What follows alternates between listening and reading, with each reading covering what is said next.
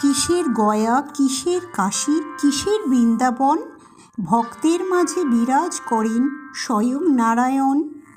তন্ত্রমন্ত্রে কি বা হয়, না থাকিলে মন, সরল হয়ে ডাকলে তারে মিলে দর্শন।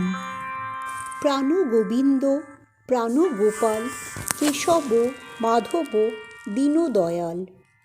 দীনদয়াল প্রভু দীনদয়াল, পরম দয়ালু প্রভু পরম দয়াল।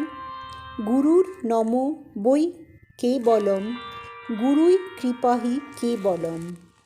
জয় রাম, জয় গোবিন্দ, গুরু কৃপাহি কেবলম। দয়াল ঠাকুর জয়রামের 166তম আবির্ভাব তিথিতে শুধু জন্মস্মরণ নয়, মানব জন্মের আসল উদ্দেশ্য নাম ভক্তি সৎপথে চলা শিখিয়েছিলেন। রাম ঠাকুর শিখিয়েছিলেন ভালোবাসাই ধর্ম, নামই আশ্রয়, আর ভগবানের স্মরণেই জীবনের শান্তি। ঠাকুর আমাদের মনকে পবিত্র করুন, অহংকার দূর করুন এবং তার চরণে অটল ভক্তি দান করুন। শ্রী শ্রী রাম ঠাকুরের জন্ম তারিখ নিয়ে ভক্তকুল ও অনুরাগী মহলে যথেষ্ট উৎসাহ রয়েছে। তার আবির্ভাবের দিনটি প্রতি বছর অত্যন্ত শ্রদ্ধার সাথে পালিত হয়। 1860 খ্রিস্টাব্দের 2রা ফেব্রুয়ারি তার জন্মতিথি হিসেবেই ধরা হয়। তিনি মাঘী পূর্ণিমায় জন্মগ্রহণ করেছিলেন। জন্মস্থান বর্তমান বাংলাদেশের মাদারীপুর জেলার ডেমুড্যা উপজেলার ডিঙ্গামানিক গ্রামে।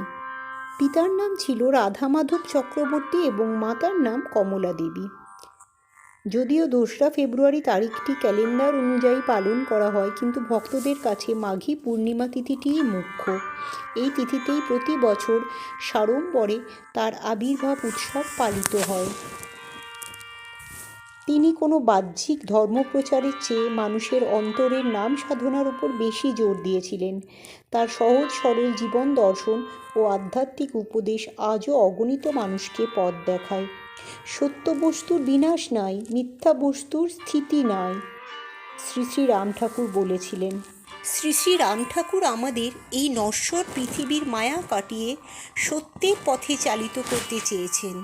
তার মতে বাইরের সব সম্পর্কই পরিস্থিতির অধীন, একমাত্র ঈশ্বরই হলেন আত্মার আদি ও অন্তের প্রকৃত বন্ধু। বাহ্য আচার নয়, অন্তরের পরিবর্তনই আসল সাধনা। কেবল মালা, চিহ্ন বা প্রদর্শনী নয়, নামে প্রাণ থাকলেই মুক্তির পথ খুলে যায়।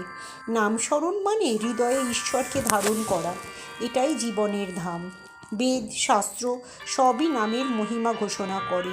নামেই কর্মবন্ধন ক্ষয়, নামই আশ্রয়, নামই পথ, নামই মুক্তি। পরম পিতা গুরুদেব শ্রী শ্রী রাম ঠাকুরের জন্মতিথি শুধু তাকে স্মরণ করার জন্য নয়, আমাদের মনে রাখতে হবে কোন মহৎ উদ্দেশ্য নিয়ে গুরুদেব স্বয়ং সত্যনারায়ণ মানব দেহ ধারণ করে এই ধরাধামে অবতীর্ণ হয়েছিলেন।